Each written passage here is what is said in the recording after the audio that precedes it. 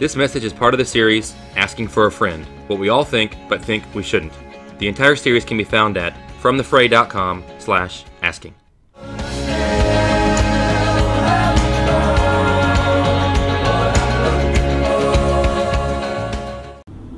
Hey, welcome back to Asking for a Friend. We're in week 6 of our study, just walking through the book of Ecclesiastes together. Last week, the last thing we heard Solomon say was this verse right here. Talk is cheap. Amen. Talk is cheap, like daydreams and other useless activities. Fear God instead. Now that term, fear God, is a very misunderstood term. Many people don't understand why those two words are together, God and fear. It's misunderstood. Consequently, many people get the wrong idea about God. Many people wonder, I get it, when they hear the term fear God, does that mean he's like a cosmic warmonger? Like he's some jerk in the sky throwing lightning bolts down to keep us hopping and scared and tense? Well, Solomon didn't seem to think of God that way, but he used the term fear God over and over and over. So what did Solomon think that meant? What did he mean by that? How do we fear God, and why is that a good thing? Well, almost as if he anticipates that question, what does it mean? He starts to unpack it. And through the rest of 5 and chapter 6, which we're going to be in today, 5 and 6, he starts to explain what it means to fear God, and he does it in an extremely personal, extremely practical way. I'll tell you up front, this is a personal message because Solomon, for this message, has his hand on our wallet. He's talking about our money. For some reason, Solomon seems to think that fearing God is best understood through the context of money. Almost as if the two are inseparably linked, our relationship with God and our relationship with our money. Jesus seemed to think the same thing. He said in Matthew 6, where your treasure is, there your heart will be also. Now that's a pretty straightforward statement, and the Bible's full of straightforward statements about money. I've heard it said, I haven't confirmed this, but I've heard that the Bible says more about money than it does about heaven. Could be, if that's true, it could be because we often confuse the two. Regardless, they have a lot to do with each other. Our relationship with God is personal. Our relationship with our money is personal. And even though the Bible gives lots of straightforward statements about how to understand this, we still have a hard time understanding money. I want to ask this week, I think Solomon's chasing the question, why is money such a mystery? Why is it so hard to figure out? Why is money such a mystery? Whether you have a lot or a little, this is something we can all relate to. Why does it seem like such an enigma sometimes? Why is it so important to us? Why is it so hard to get? Or why is it so hard to keep? Why is it so hard to manage? Why does it mean so much to me? Why does it mean so much to other people? Why is money such a mystery? So what I want to do as we unpack rest of 5 and chapter 6 is, first of all, Solomon addresses at least 4 myths that we have about money. We think a lot of wrong stuff about money. He's going to talk about at least 4 myths. So we're going to hit those fairly quickly, and then I want to move to trying to unpack this enigma and understand it. But first we got to look at least 4 wrong things we think about money. We're going to do that starting in verse 10. Ecclesiastes chapter 5, verse 10. First myth, those who love money will never have enough. How meaningless to think that wealth brings true happiness. First myth about money, money brings satisfaction. Now we all want to be satisfied. Many people think that money is the way to get there. Money brings satisfaction. As long as I have enough money to buy enough stuff, then I'll be happy. The problem is, there's always going to be more stuff. And this forgets a fundamental truth that we covered back in week 2 when we talked about appetites. The nature of an appetite is that it will always come back. They never get filled. And nobody eats breakfast and then is done eating for life. Eventually, the bacon and the eggs wear off and you're going to want lunch. Whether we're dealing with food, money, sex, satisfaction, whatever it is, we're chasing it as an appetite and it always keeps coming back. Feeding the appetite is not the end of the road. That's not the solution. Jesus warns against feeding this appetite of satisfaction based off of money. He says in Luke 12, beware and guard against every kind of greed. Life is not measured by how much you own.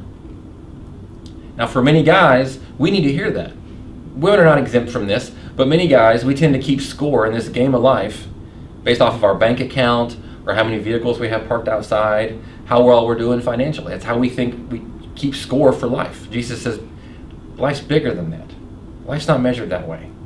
Guard against every kind of greed. Because if we think that money brings satisfaction, we're going to chase money forever, and the result of that is a greedy person. All right, second myth about money. I told you we're going to hit them kind of quickly. Verse 11, Solomon says, the more money you have, the more people come to help you spend it. So what good is wealth except to watch it slip through your fingers? Second wrong thing we think about money, second money myth, is that money will solve my problems. Money will solve my problems. Now, money helps, to be sure. I'm not anti-money. It certainly makes a lot of stuff easier. It does. But after a certain point, the law of diminishing return starts to kick in. And we find what many people have unfortunately found. The more money we have, the more problems. Right? The notorious B.I.G., didn't he hit this perfectly? He said, I don't know what they want from me. It's like the more money we come across, the more problems we see. He had it figured out. Solomon suggests at least one of these problems that shows up when money shows up, at least one of the problems, is other greedy people showing up with their hands in our pockets, trying to tell us how to spend our money. This myth Solomon exposes here, the more money we have, the fewer problems we have, it's just ridiculous. Life's not that easy. You can't throw money at every problem and fix it. Life's more complex than that. This world is more broken and fallen than that. Money's just not going to solve all your problems. Third myth, keep going. Ecclesiastes chapter 5, verse 12, money myth number 3. People who work hard sleep well, whether they eat little or much. But the rich seldom get a good night's sleep. Third money myth, money brings a peace of mind. Joe Louis, one of my favorite athletes in one of my favorite sports, great boxer, Joe Louis said, I don't like money, but it quiets my nerves. This myth says that my anxieties go down as my bank account goes up. Now I'll just pause for a second and allow you to go ahead and test that theory with your own experience. Anxieties go down, bank account goes up. Is that the way it works? It's not. Again, it helps, but it's just not that easy. My wife and I, like many couples, are in a stronger position financially than we were when we first got married. Got married and moved into a little 2-room apartment, not a 2-bedroom apartment, a 2-room apartment that would have fit inside this entire area we're in right now with a bunch of donated furniture. We're doing better financially than we were doing back then, 15 years ago, sure. But we have no shorter list of problems to solve. The things on our mind that we have to resolve, the things that can make us anxious, those things are still there. Money didn't take those things away. What Solomon is trying to replace this myth with is a blue-collar truth. A blue-collar work ethic. He says, if you want a good night's sleep, put in a good day's work. That's going to go a whole lot further carrying you through the night than a fridge full of food or a barn full of toys.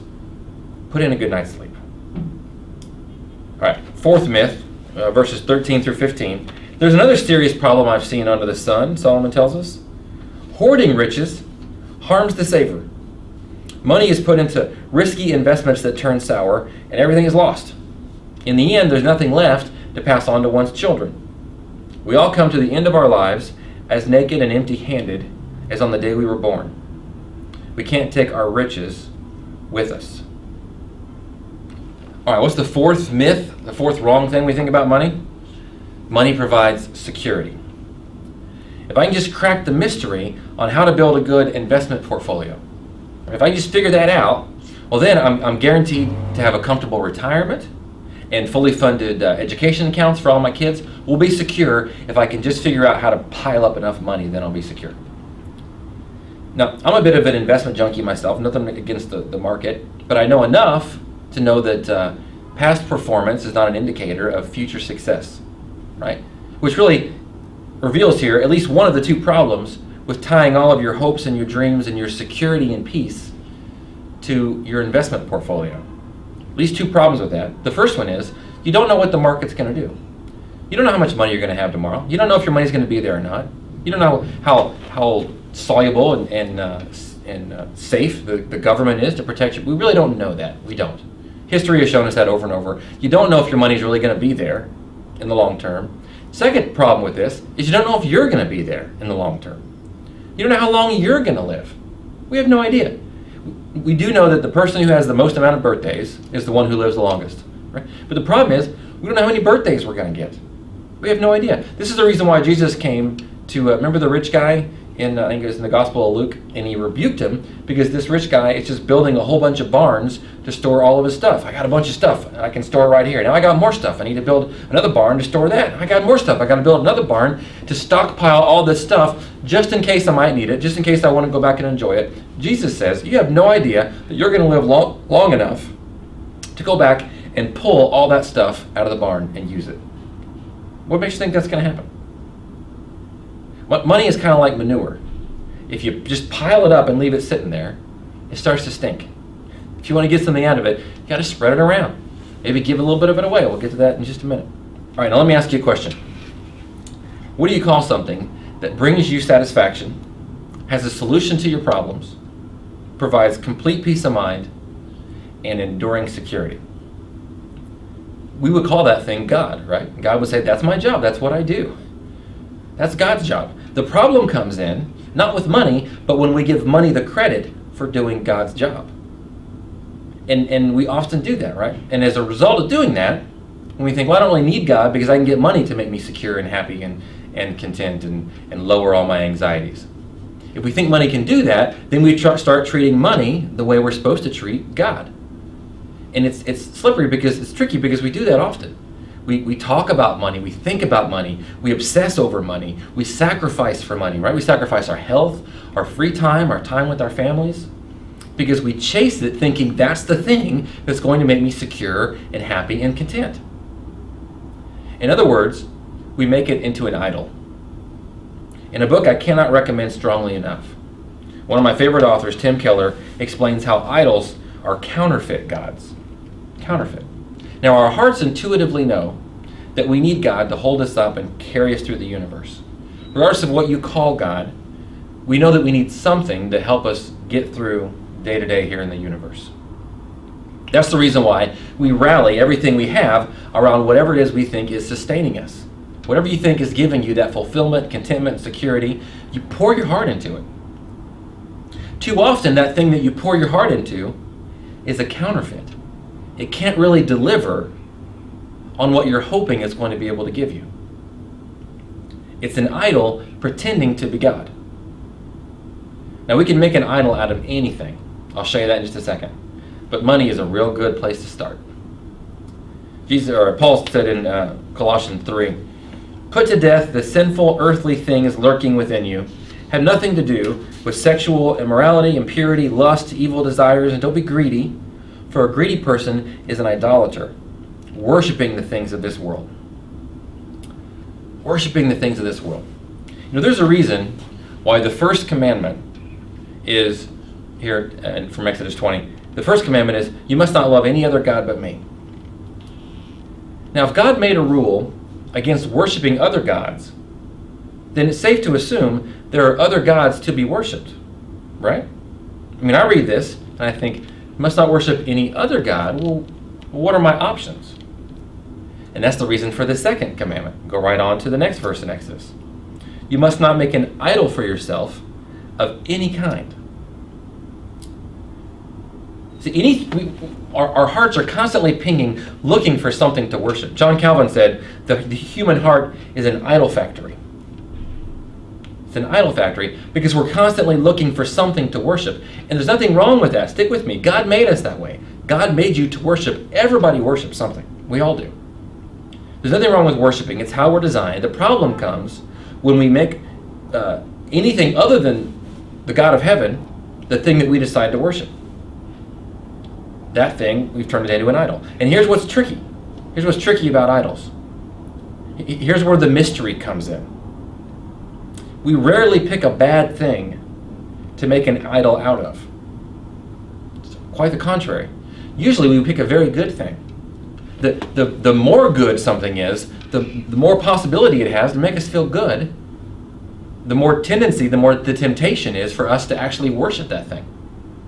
We take good things and we turn them into ultimate things and worship them, and then they become an idol. Right? We do it with our spouses. If we think our spouse is going to fulfill us and make us whole, we do it with our kids. We do it with our careers. We do it with our bank accounts. because we think those things are able to give us meaning and fulfillment and contentment. Anything can work. How do you know if you've turned a good thing into an idol? By worshiping it as an ultimate thing. I want to read this quote exactly from Keller.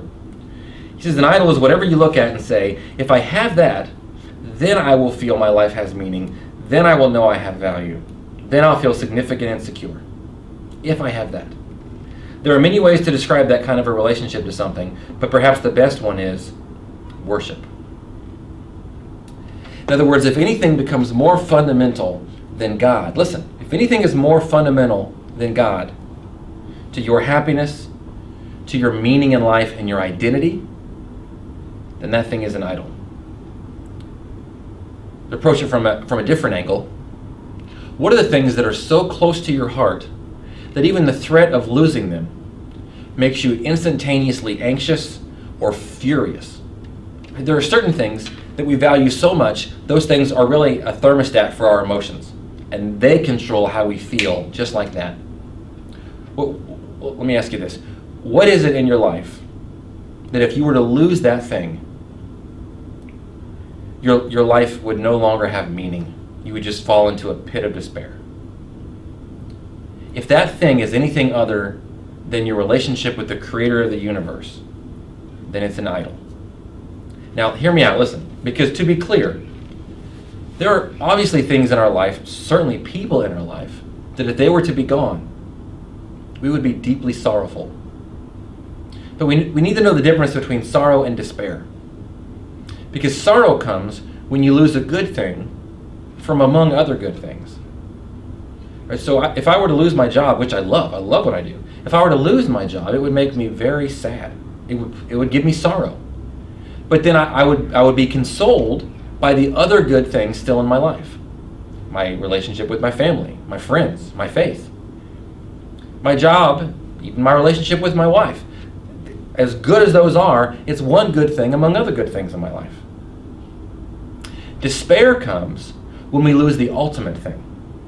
When we lose the ultimate thing that's giving us meaning, we fall into a pit of despair where consolation and help and comfort can no longer reach us. Because we've lost that only thing that was propping us up. All right, just to sum up this whole mystery thing, in verse 17, Solomon says, throughout their lives, they live under a cloud, frustrated, discouraged, and angry. Isn't that descriptive? You ever feel like you're walking around with this storm cloud just following you everywhere you go?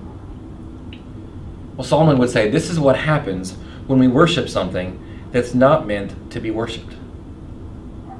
Whether it's a career, sex, relationship, a bank account, those things are not designed to be worshipped. And this is important, it's not fair to them when we worship them, because they can't support that kind of pressure.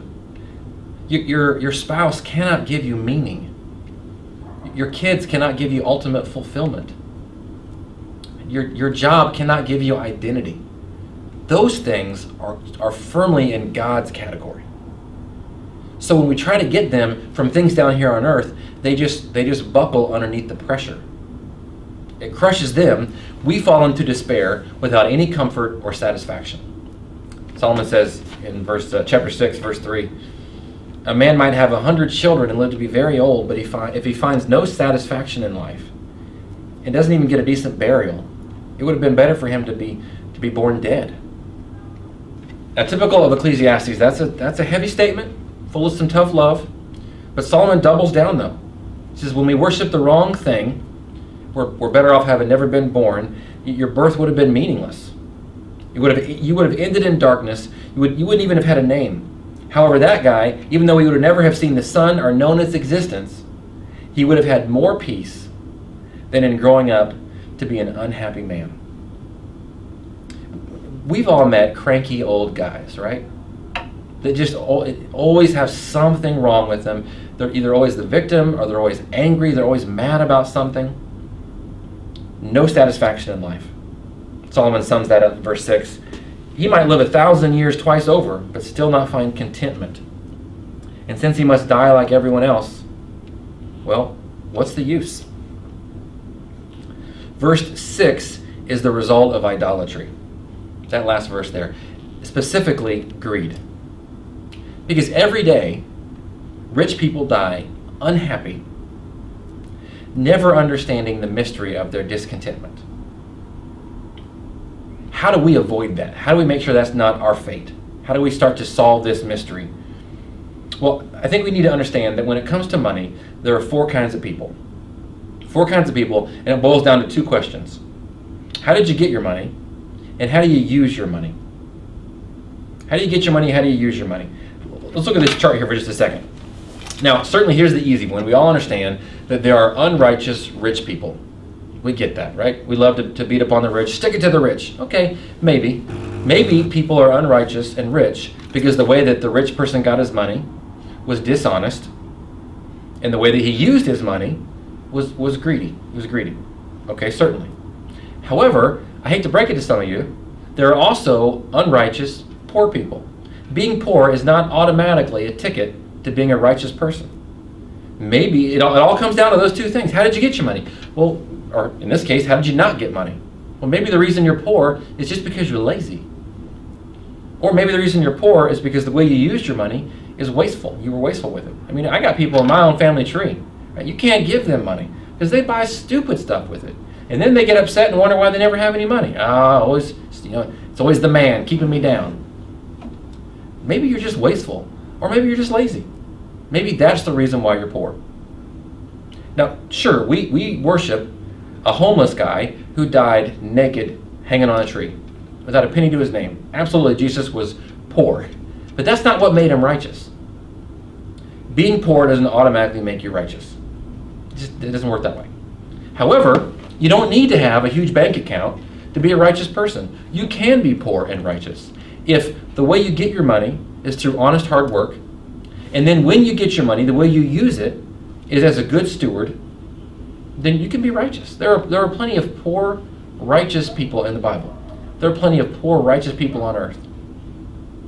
And this is true. Some of you need to hear this. There are plenty of rich, righteous people. Just because you have a lot of money doesn't mean automatically that you're a sinner. If you got your money through honest, righteous ways, and you're generous, and you're a good steward with your money, there's righteousness in that. There's a lot of goodness to be found in it. If you fall into that righteous category, whether you have a lot or a little, Solomon would say, I've noticed one thing at least that is good. It is good for people to eat and drink and enjoy their work under the sun during the short life God has given them, and to accept their lot in life.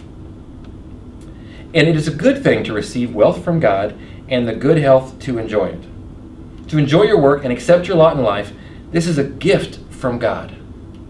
And look at verse 20. God keeps such people so busy enjoying life that they take no time to brood over the past. Would you like that to be said of you? I'm just so busy enjoying life. Yeah, I got problems.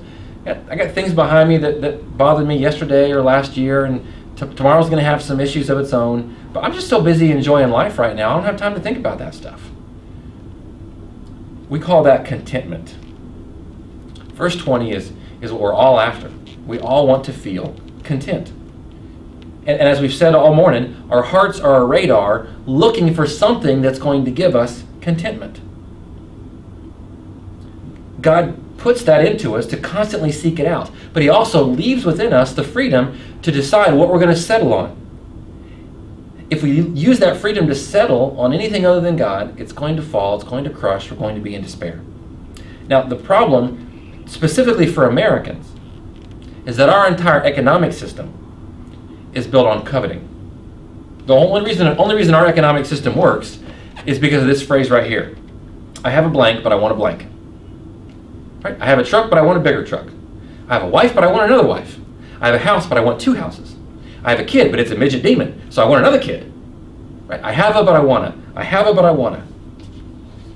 The end result of that coveting system, here verse 7, Solomon says, all people spend their lives scratching for food, but they never seem to have enough. Again, it's a mystery. Why don't I have enough? I have all this stuff. I have all these barns. Well, it's because that's not where satisfaction is coming from. Our whole American way of life is built on a mirage. We're climbing all these ladders that are leaning against the wrong building. We're running on all these treadmills, wondering why we never arrive at contentment. When all the while we're just saying, one more, one more, one more, one more. It's a mirage. Kind of like a casino in the desert, right? Why is money such a mystery? How do we solve the mystery? Well, here's the key. Verse 9. Enjoy what you have. Enjoy what you have rather than desiring what you don't have. Just dreaming about nice things is meaningless, like chasing the wind. We need to shift the object of our desire. Desire is not bad, but the problem is we need to stop wanting what we don't have. We need to stop desiring what we don't have and instead desire what we do have, what's already in our hands. You know, one of the things that's so great about my marriage? I want my wife. I like her. I do. I like being with her, and I want her a lot. And I already have her. That's a win-win. When you want what you have, the result is contentment. Let me say that again. When you want what you have, the result is contentment. Let's close with that. Because it's been said that the last 9 commandments are really commentary and instructions about how to keep the first one. Right? Worship only God, and here's 9 rules to help you make sure you only worship God. I think of those, of all 10 of them, right, the last one is the hardest practically for us to keep sometimes. That last one, don't covet. Don't be jealous. If wanting what you have is contentment, coveting is wanting what you don't have.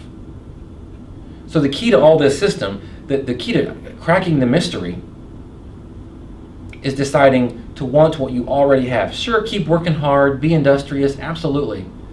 But don't stop wanting what you already have. That's where contentment is. It's already in your hand.